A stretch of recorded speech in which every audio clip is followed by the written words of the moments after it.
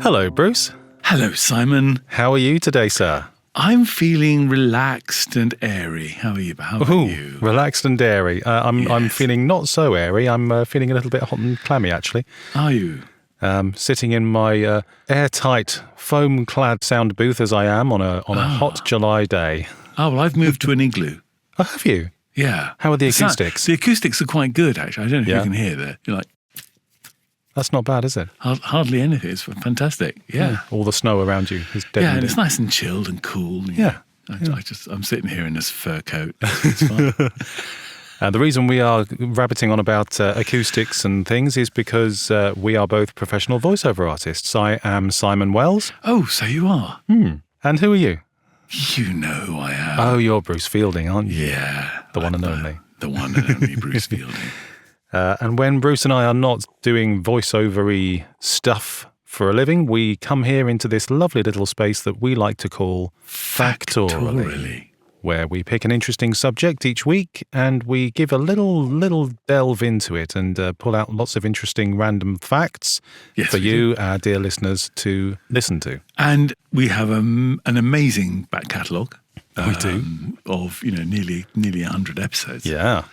So if you fancy thinking about bathtubs. Yes. Or pirates. Or Vikings. Or cucumbers. Or anything, really. Bicycles, all sorts of stuff. Rabbits. Yeah. Anything you like. It's all here. Yes. All human life, not quite all human life, but quite a lot of human life is here. Yeah. And today we're going to be talking about kites. So because of Bruce's own personal enthusiasm, nay, passion for this subject, and just because it's a big subject, just take heed. This might be longer than the usual half-hour slot. It deserves it. It deserves it, absolutely.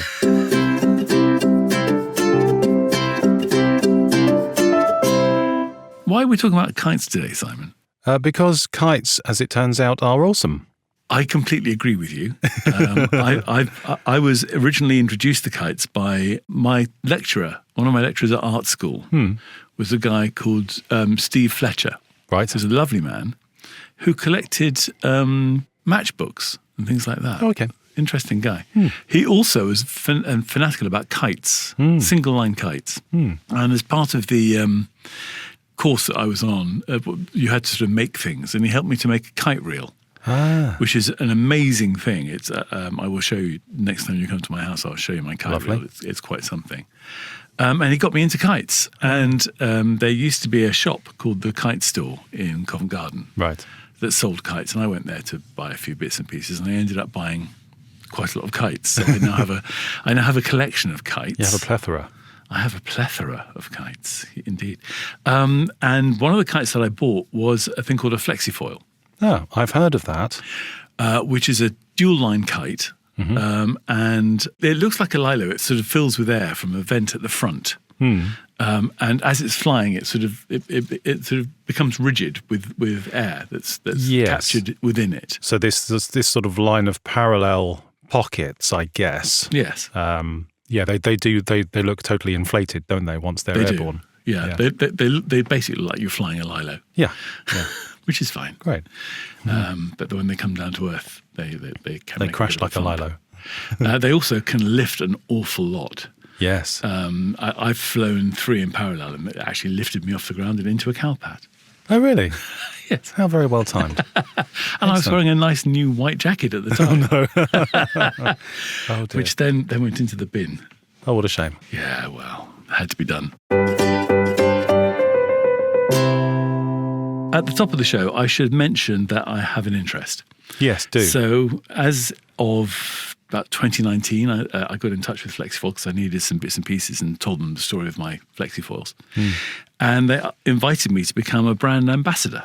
Ooh. So I've been an ambassador for Flexifoil Kites since 2019. Now this, every week here on Factoraly, I learn something new about you, Bruce. Last week's episode, which obviously all of our dear listeners have listened to because they're loyal and listen to every single episode. Last week's episode was about wind. And right at the end, just as a little throwaway thing, we started chatting about kites, and you mentioned that you're a brand ambassador for Flexifoil. And then you suddenly got all giddy and said, "Can we do an episode on kites?" So here we are. So, yes, you're a brand ambassador for Flexifoil. I am. Wonderful. Hello, Flexifoil. Hello, Flexifoil. If you're listening. We hope you are listening. You will be, because I'll be emailing you to tell you that we're doing this. Indeed, yes. You will be getting a mention occasionally. It's several of them throughout, yes. Yes, yeah, and definitely towards the end. Yeah. But towards the beginning, what's a kite? Where's a kite? How's a kite? Where's it from? All of the above. So the simplest definition of a kite, and I suppose I was looking at this from the point of view of a toy, a kite that children fly. Oh, dear. I know, I'm sorry I used the word toy. It's the only way I can distinguish it from the sporty stuff. And, I think of a kite, I instantly think of Mary Poppins, I think of the Banks children. Let's go fly a kite. It's a bit of brown paper attached to a few twigs. There's a bit of string. Isn't it merry and jolly? With tuppence. With tuppence for paper and string, exactly. Yes. That's my view of a kite, and therefore that's the simplest definition I could get to. And it simply says, a light frame covered with plastic, paper or cloth designed to be flown in the wind at the end of a string. I recognise that as being a kite. Yes. I also recognise that as being not entirely representative of all types of kite. No, there are a lot of different types of kite, which again we'll get into at some point. Indeed. The etymology of the word kite, as we write it, came around about the 12th century, so it's a fairly old word. And it's named after the bird of prey. Oh. I've often wondered which came first, the kite or the kite. Okay. Kites themselves have been around for millennia, but the word kite, we ascribed them the word kite named after the kite, the red kite, the bird of prey, which, sort of soar on the wind, seemingly effortlessly, hardly ever flapping their wings. And, these things that we chuck up in the air attached to a piece of string are fairly reminiscent of that. So often we think of the origin of these things, and they tend to fall into sort of like Roman, Greek or Egyptian, but this one's different, isn't it? Yeah, so the actual word kite is from Old English kaita, which is the old name for the bird. And it's sort of an onomatopoeic word, suggesting that the kiter, if you say it in a particularly shrill way, sounds like the call of a red kite. I can't hear it myself, but apparently that's where it comes from.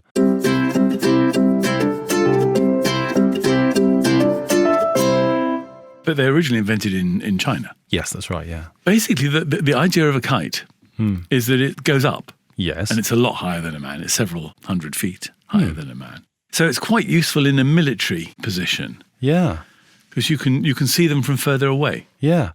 I hadn't really realised this. I'd always assumed that a kite was a kite. It had always been a plaything. It had always been a recreational item. Yes. But no, the Chinese totally invented them for military purposes, for surveillance, for measurements. The first written account of a kite is from 200 BC in China. And the general Han Xin flew a kite over the walls of a city that he was planning to invade. In order to measure how far, he would have to dig a tunnel under the enemy walls in order to get behind their defences. To undermine them? Yes, exactly. So they were military things. They were sort of eventually bigger ones, or multiple ones flown together, were used for lifting things. Yes. Even lifting people. Yeah. Again, in China, there's an account in 559 AD. The Emperor Gao Yang, he used kite flying as a method of execution. So he would strap someone to one of these kites, these sort of kites that were big enough to fly a person up into the air in order to observe military positions and things like that. Yeah. We're clearly not talking about Mary Poppins type kites. We're talking about big, boxy, framey kites here. And so this emperor would sort of attach his foes to a kite, send them up into the air, and essentially they would eventually either fall off and die or be blown away and die. So that's a lovely use of a kite. What a way to go. Wow. They were used for signalling as well as observation. So you could sort of put up several different kites, a bit like sort of running flags up a flagpole on a boat.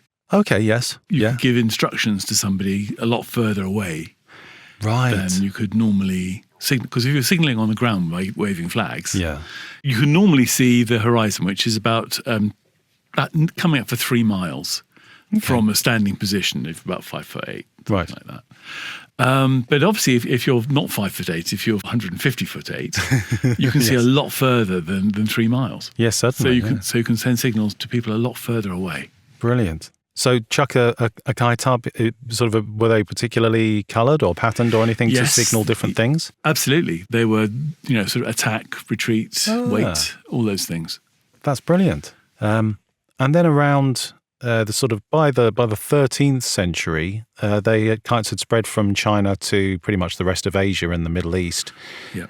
In the late 13th century, Marco Polo described the Chinese practice of people setting out on a voyage. They would fly a kite with a man attached up into the air and see how the wind tossed him around. And that would sort of give them an indication of how fortuitous their voyage was going to be. Yes. Well, they've been used a lot for that sort of thing. I mean, there's a fairly religious use of kites. Oh, was there? In Christianity as well, still to this day. Okay. The idea being that your prayers, if your prayers go up the string to the kite, they're closer to God. Then they're closer to God. Right. And also, there's the idea that there's an independence and a freeing of the spirit. Yeah. Which I get, because if you fly kites, you get that wonderful, your brain kind of like disappears off up into the kite. And if it's a single line kite, your brain just hovers, just looking at the world from above. Yes, almost like it's an extension of yourself. Yes. Yeah. And it's lovely. And if you hold the line to your ear, especially if it's slightly windy, you can hear the wind singing through the line. It's absolutely delightful. Wow. But there are places like in Bermuda, they fly kites on Good Friday. Oh, do they? There's another thing in Greece, pre-Lent. They have a thing called Clean Monday, where they bake bread, but they make them fly kites as a way of sort of getting their spirits up towards God. That's wonderful. And then, of course, they started being used in science and doing weather experiments. Around the 1700s. Please take a listen to our previous episode on electricity. Oh, yes. To hear all about Benjamin Franklin and his kite flying exploits. I think we also mentioned Percy Shelley, didn't we? Where he tied a kite to a cat. That's right. Yes. Yeah, a little bit less humane than Benjamin Franklin with his key. With the key, yes. But still. And then sort of people started experimenting with the pulling power of kites as well. So in the early 1800s, there was an Englishman called George Pocock. I love George Pocock. Do you? I'm learning new things in my research for this episode that you are clearly already aware of. What can you tell us from your personal knowledge about George Pocock? The thing about a lot of people who fly kites is they're quite eccentric. Well, look at you. Well, yeah. Okay. So Pocock, he used to fly kites a lot, and he got into the idea of that they could be used to pull things, or children, or whatever. Yeah, he sort of used his kids as experiments of the lifting power of kites, didn't he? Yes, he did. But he invented a wonderful thing called the char volant. Ooh. And the char volant was a kite-drawn carriage. Right, yes. So he attached, in fact, 2-line kites, dirigible kites, to a carriage, and used the power of the kites to pull the carriage. Isn't that great? And he got up to about 20 miles an hour. Yes, that's right. Yeah. And one of the great things about this thing, I think, is that you used to be taxed. Tolls on roads were by the number of horses you had. So if you had like a carriage drawn by 4 horses, then you'd be charged a tariff at 4 horses. If you have a kite-drawn carriage, you don't have any horses. So there's like a good way of avoiding tax. That's amazing. And he's a wonderful man. I think he had a couple of sons and a daughter, and the daughter went on to marry a guy called, I can't remember his name, something Grace. Right.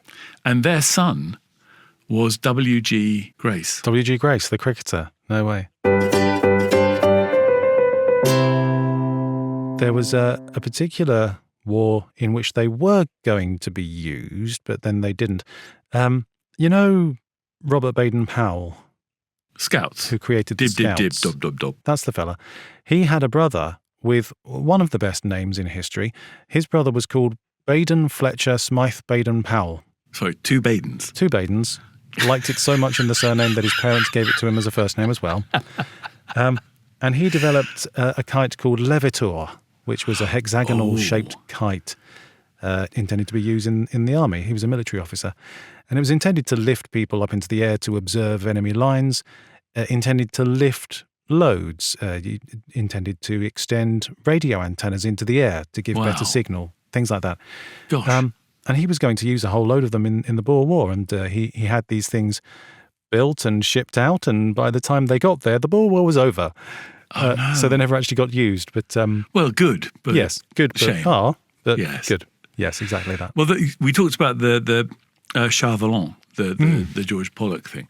What he said was that because the kite was actually taking some of the weight of the thing, of the carriage, off the road, you didn't notice things like potholes because it would just float over the pothole. Oh. So I could imagine if you were trying to carry like a gun carriage across sort of difficult terrain, if you tied a kite to it and made it lighter, then it would be easier to move across terrain. That's a brilliant point. I hadn't thought of it like that. I was just sort of picturing, heavy machinery floating across valleys on a kite. But no, that would also make sense. That would make sense, wouldn't it?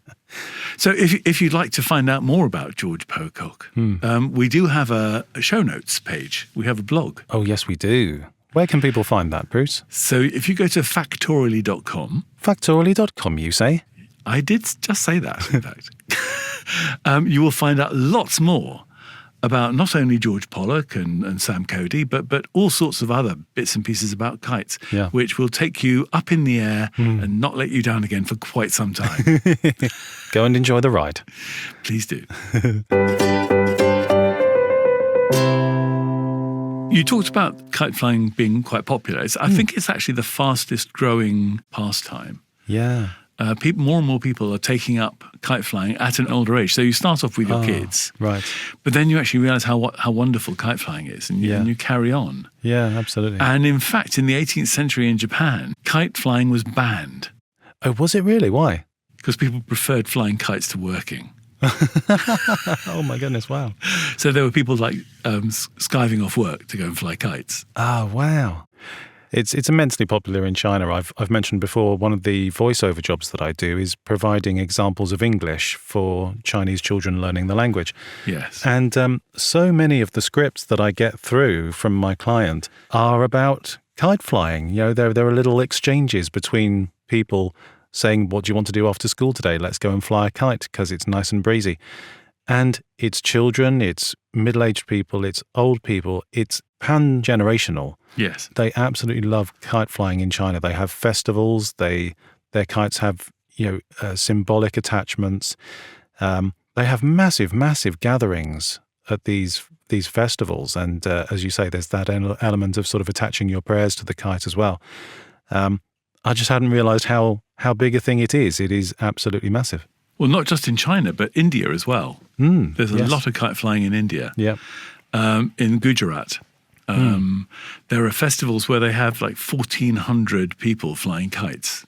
Whoa, that's a lot of kites in the sky. Yes. They do fighting kites. Did you read about fighting kites? I've read about fighting kites in Japan, not India. Same sort of idea.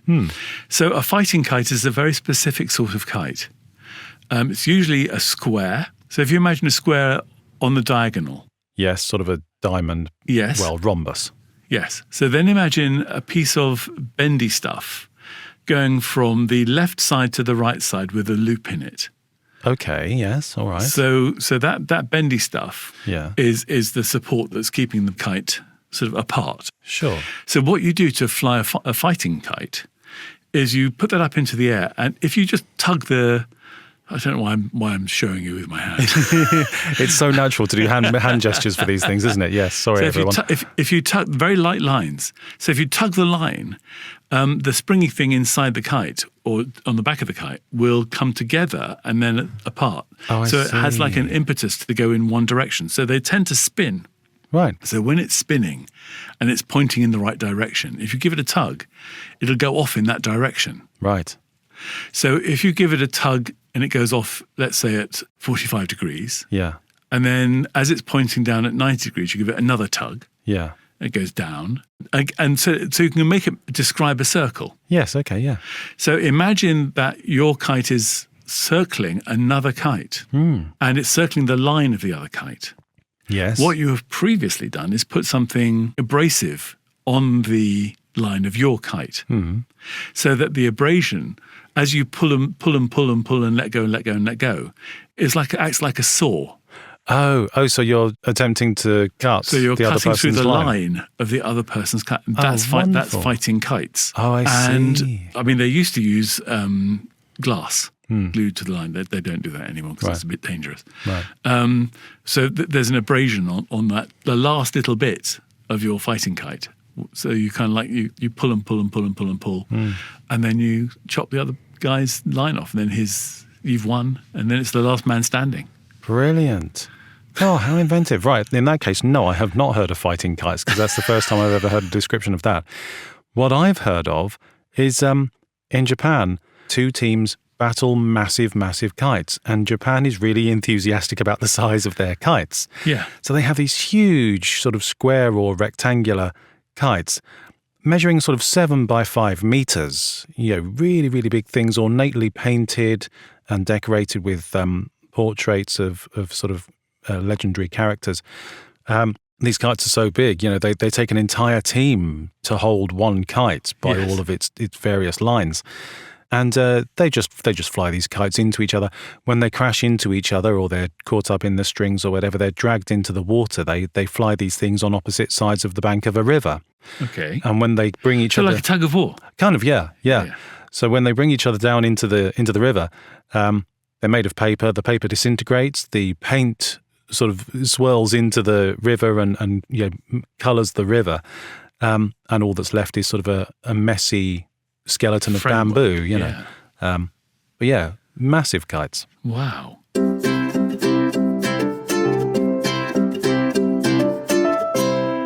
So that's flying a kite for the fun of it. Yes. That's flying a kite for sort of competition purposes. Yes. What about sport? Well, there are lots of sports that you can do with a kite. You can go kite buggying or land boarding, which I don't really know very much about. But it's basically you're on like a tricycle that's being pulled by a kite along a length of beach, as far as I can kind of work it out. I've seen a few versions of these. So as you say, you sort of have the tricycles that you can sit in like a cart. Yes. Or you can have these boards that you can stand on like a skateboard. Okay, so that's like a sort of like kite surfing. It's like kite surfing, but on the land, yeah. Yes, which is another sport, I guess. Right, so kite surfing, yeah, exactly. And I had a look at this sort of thing, and it's been incredibly popular since the 1990s. But it sort of goes back as far as, certainly the 1970s. People were sort of experimenting with, we have surfboards, we have windsurfing. Why not attach a kite? Let's give that a go. Well, you say that, except you had to have a dirigible kite to do that. You've used that word twice. What do you mean? So dirigible means you can control the direction. Oh, I see. It's like directable. Okay. So you can't do that, well, unless you've got a fighting kite where it's spinning around and you're jerking it. Yes. To make it go in one direction. Yeah. You need at least 2 lines. Yes. So you can pull on one side and it goes to that side, or you pull on the other and it goes to the other side. So that's the kind of kite that I'm familiar with. I had a couple of kites when I was a kid, and they were like that. You had two lines, 2 handles. Yes. And you just sort of stood on the beach or on the hill or whatever, and you pulled the right handle to make it move to the right, left handle to move to the left. If you pulled for long enough, it spiraled, and then you had to keep count of how many times it had spiraled so you could do it in the opposite direction to untangle the strings. Yes. That's what a kite looks like to me. The guy that made those popular was an English guy called Peter Powell. Peter Powell. And Peter Powell had a thing called the Stunter. Ooh. Which you probably remember, these sort of blue plastic diamond-shaped with 2 lines and a long sort of inflatable plastic tail. Yes. I know the thing you mean, yeah. So he invented those back in the 60s, in 1967, I think it was. Really, as early as that? And they took off, some BBC show featured his kites. Yeah. And which he was making at home. And it went from like 35 a week to 3,500 a week. Oh my goodness. Almost immediately. Huh.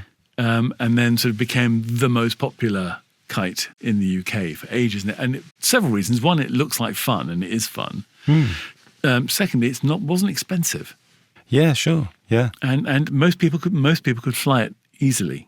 So without Peter Powell, we wouldn't have flexifoils. We wouldn't have Right. kite surfing. We wouldn't have anything that has the two lines. It basically owes its existence to Peter Powell. Right. So the steerability of it is the thing that makes it doable. Dirigibility. That was in the 60s, you said. So then I think Flexifoil was established in the 1970s, wasn't it? Yes, that's right. And I had a look at the Flexifoil website just so that I could sort of, keep up with your vast personal knowledge. And one of the first uses of the Flexifoil kites was in 1978. Ian Day powered his catamaran with a Flexifoil That's kite. right, yes. And it pulled this catamaran. It exceeded 40 kilometers per hour. So, sort of all of these wonderful innovations and new uses, new materials, new designs, et cetera, building on top of each other. Kites were used for skiing. They've pulled people along on skis through the snow. Yeah, well, you can use them instead of a ski lift. Oh, right. Yes, of course. That would make sense. If the wind's in the right direction, Yeah. you can use a kite to lift you up a hill. That's wonderful. During the 1980s, they were used with canoes, snow skis, water skis, roller skates, ice skates. They've just been used all over the place. You say 1980s. So my second favourite person about kites is a chap called Sam Cody.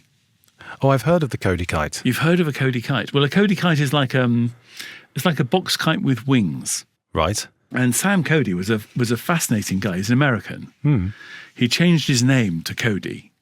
Right. And then claimed that he was the son of Buffalo Bill Cody. Oh. he wore a hat. He had the same kind of like goatee beard as Buffalo Bill. Brilliant. And he was a show. He basically took part in circuses. He was a showman. He was a proper showman. But he did invent this Cody kite. In fact, it wasn't called a kite. It was called the Cody aeroplane. Oh, was it? Okay. Right. And it was a very early aeroplane. And he used one to cross the channel. He actually attached it to a canvas boat, like a 14-foot boat. Yes. And he put a couple of his Cody kites on it. But he wanted to get into the Admiralty. Right. With his Cody kite. Yeah. So to use it for military signalling and reconnaissance and observation. And he basically bulldozed his way into the Navy sort of to do an exhibition of what kites could do in about 1901. Right. And he showed the Navy that it could be used for military observation at sea and actually even to pull ships at sea as well. And even earlier than Cody, I think you said sort of 1901, didn't you? Very sort of turn of the century. The Wright brothers were keen kite flyers as well, and they took their knowledge of how kites work to create some of their early prototypes for their various flying machines. Yes. The first aeroplane, one of the Wright brothers' aeroplanes, was actually a box kite with an engine in it. Yes, that's right. Yes. And Cody kind of decided that he was going to follow this. Yeah. He always wanted to be in with the armed services. So he then sort of talked to the army about his kites. And he was appointed chief instructor of kiting. Oh, wow. For the balloon school in Aldershot. And soon after joined the new Army Balloon Factory in Farnborough, which became the Royal Aircraft Establishment and what have you. Yeah. So he told the Army and the Navy that his kites were more easily transportable than a balloon, weighed a lot less than a balloon, and could carry more than a balloon. Wow. So he decided to put one of his power kites, what he called a power kite, together with wings and a tailplane and what have you. He put a 15 horsepower Boucher engine in it. It wasn't allowed to fly free. He basically put a long aerial wire down the length of it and made it fly in a circle. You can still build a Cody kite and you can still buy them. Can you? So they were basically man lifters. Yeah. So he would put on a ship. We've talked about how much further you can see. Yes. So on a ship, you'd put a man up in a kite, and he would have a telephone. Right. Okay. On the seat in the kite, because there'd be a seat attached to the kite, and he would get on the telephone and tell you what he could see. That's great. Another connection between boats and kites, which we covered briefly on our episode on fishing. Kites are and have for centuries been used for fishing. So you go out on the water in a boat, you let up a kite with a fishing line and bait attached to it, and it gets further and further away from the boat, and therefore it sort of entices the fish that would otherwise be put off by the presence of your boat. Oh, yeah. Because there's just no one else around, You're further away from the shore than if you were fishing from the shore, and the kite can go, really long way away from your boat. So it just sort of hovers there, and just like watching a float on the water, you watch for the kite to get tugged by the fish below, and then you pull it in. Yes, because when you pull a kite towards you, it goes up. Yes, right. And that's been used for ages. Malaysia were using that in whatever year BC. There's some argument from Malaysia and Indonesia that they were using kites for fishing before China ever claimed to have invented the kite for military purposes. But either way, that's been one of its purposes for a very long time indeed. Wow. I mentioned there that the British military were looking at kites instead of balloons. Yeah. The other people that were looking at kites instead of balloons were the Met Office. Oh, yes, for weather and things. Well, if you think about it, weather balloons cost a lot of money, and they've got a lot of equipment in them to measure stuff. Yeah. So the last thing you want is your weather balloon just floating off and becoming a UFO in America. So it's much better if you have your equipment tethered to the top of the Met Office, or whatever, and you send it up in a kite, and then you can bring it back and send it up again tomorrow. Reusable, yeah. Yeah. Yeah.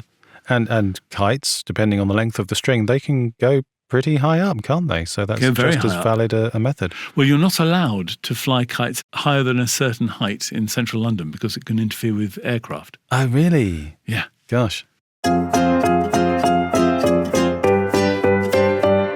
Just a slight diversion away from kites for a moment in order to talk about kites. What? So I'm a bird enthusiast, as you know, and I think of kites. I actually more readily think of the bird than the item. Okay. So just a quick mention of kites, which is, after all, where we get the name for the kite. So they've got to have a mention. Red kites, they're indigenous birds of the UK. They were once everywhere. In Shakespeare's time, London was described as a city of kites and crows. They're scavenging birds. They sort of peck away at dead stuff. They eventually started to die out, not least because people used to collect their eggs because they're quite pretty. By the 1980s, they were almost extinct. There were 2 or 3 breeding pairs of red kites in Wales, and that was it. Oh, wow. In 1990, and I remember my family being really excited about this because we were all bird watchers. In the early 1990s, the RSPB started a conservation drive to sort of reintroduce red kites.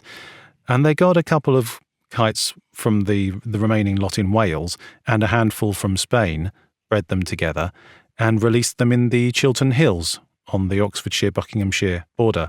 Then they released a few more. There are now 1,800 breeding pairs of red kites in the UK. Wow. And they're everywhere. They're absolutely everywhere. I see them a lot of the time when I go to Oxfordshire. Yes, right. So that's kind of their origin point. That's where this conservation effort was started, and that's kind of their birthplace, I guess. But they cling quite closely to motorways. So if you're ever driving up the M40, down the M4 or the M3, you just see them everywhere. Because they're scavengers, motorways are good places for them because there's lots of dead stuff on the side of the road. I guess, yes. There are lots of trees either side for them to nest. It's just a good area for them to be. So they really do sort of hang around those motorway corridors. And I think they're beautiful animals. They have a really distinctive sound.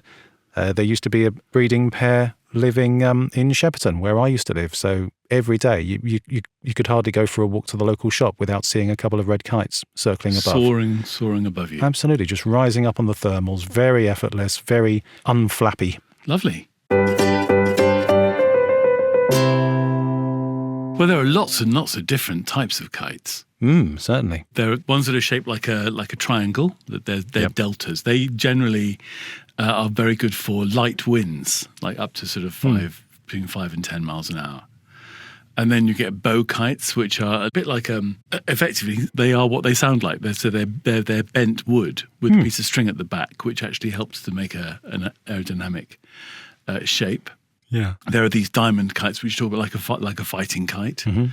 There are sea kites, and there are parafoils, and we talked about box kites, which look like a box. Yeah, that's quite a sort of a traditional Chinese style as well, isn't it, box kites? Yes, absolutely. And also, very traditional Chinese is dragon kites. Oh, yes, of course. There are lots and lots. I mean, you can make a kite out of several different kites of different sizes and shapes, which actually start to look like a dragon flying through the air. Of course, yes. And they're amazing. Yeah. I have a collection of kites. So I have delta kites, I have box kites, I even have one which is called a sode. And the sode kite is effectively, it's a kimono. Okay. So imagine a kimono that's like flattened out and got wood to stiffen up the sleeves and things. And you tie a string to that and you can fly it. That's brilliant. A lot of kites have tails. Yes, I've often wondered this. What is the purpose of a tail? Well, the Japanese kites hardly ever have tails. And the reason that Japanese kites don't have tails is that a tail is a way of cheating. Okay. If you have a kite which is effectively unstable, the way to stabilize it is to put a tail on it. Right. How does that work, though? Well, because it would generally wiggle about in the air. Whereas if you've got a tail, it sort of it acts like a stabilizer. I see. So the wind sort of snags the tail and puts a bit of downward drag onto the kite to keep it stable. So the Japanese believe that a kite that needs a tail is not a properly built kite. It's cheating. That's brilliant. All sorts. There's even one called a sled, which is effectively, imagine a square with wings. Right. And at the end of each wing, you put a piece of string, so it kind of turns around into a C-type kite. Okay. And the most famous one of those is a thing called a Scott sled. Right. Okay. And a Scott sled is you can make one with a bin liner. So you get a bin liner, you chop it out to the right shape, you put 2 bits of wood in to stiffen it up in the middle, put the string on it, and then you can fly it. I've actually shown people how to make and fly their own Scott sleds as part of the work that I do with young people. That's brilliant. So it was just a fun afternoon of just up on a hill of showing them how to actually make a kite from scratch. That's lovely. Yeah, I do love flying kites though. You do, don't you? It's quite a passion of yours. It is absolutely a passion. I will take them on holiday. I have ones that pack down into baggage. Yeah. That I can actually take abroad with me. But the best ones, I mean, I've got a collection of, I think, 4 Flexifoils. Well, actually more because I'm an ambassador, so I've got lots, including one that carries a camera. Oh, really? I've got a camera kite. Oh, that's great. And it's got a gimbal on it that stays level. that Flexifoil used to do. Flexifoil, they were a very British company. Then they started to outsource where they had all the stuff made. But now they're bringing all that manufacturing back to the UK. Oh, great. So if you wanted to buy a Flexifoil kite now, which I would encourage you to have a look at doing, you can't actually buy one yet. You've got to wait until the manufacturing comes back to the UK because they're just in the middle of changing that now. Oh, how exciting. So I think they'll be ready by sort of December this year, Right. ready for Christmas. Jolly good. Talking of Flexifoil, I happen to know that there is a Guinness record associated with Flexifoil. So Simon, are there any Guinness records associated with kites? Goodness me, Bruce, there are so many. It's preposterous. I don't think I've ever had a topic where there have been so many records to filter through. So I've had to streamline them. I've got some too. Oh, good. Well, I would hope that as well. The fastest ever kite. Oh. Let's start there. That's a fairly easy one. It's a Flexifoil. Hooray. Hey! It was a Flexifoil Super 10 stacker kite, particularly. This was in 1989 in Maryland, USA. A fellow called Pete DiGiacomo flew one of these Flexifoil kites and achieved a speed of 193 kilometers per hour. That's 120 miles per hour. That's quick. Which was recorded with a police speed gun. And then Flexifoil sort of started doing quite a few things with the Branson family. Oh, what? Virgins? Yeah, them. So they teamed up with Richard Branson in a deliberate attempt to try and break a bunch of world records, essentially. Okay. For kite flying? Yeah.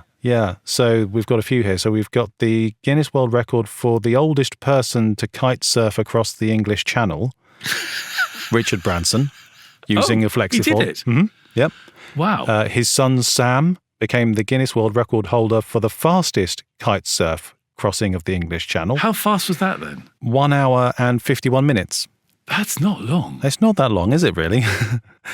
And then several of the Branson family got together with family and friends to achieve the Guinness World Record for the most number of people to kite surf the English Channel. You can see a recurring theme here. Yes. And all of those were done in partnership with Flexifoil, using Flexifoil kites.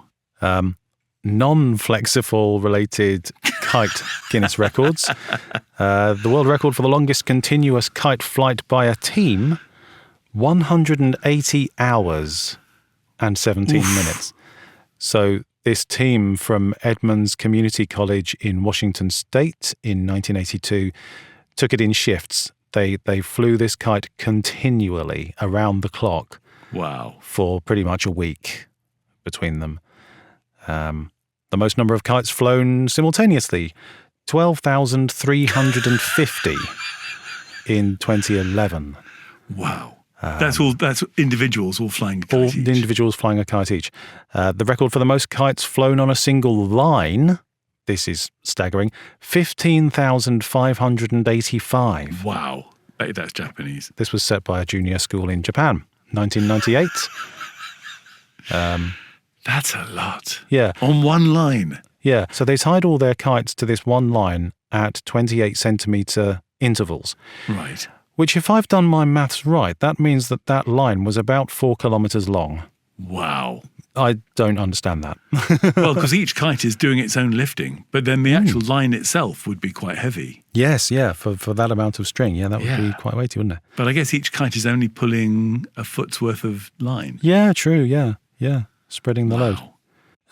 Yes, there are lots. That's scratching the surface. I know the biggest kite in the world. Oh, do you? Go on, I didn't get that. It's called the Megabyte. The Megabyte? The Megabyte. Not the Mega Kite. No, it's 630 square meters. So it's 55 meters wide by 22 meters high. Goodness me.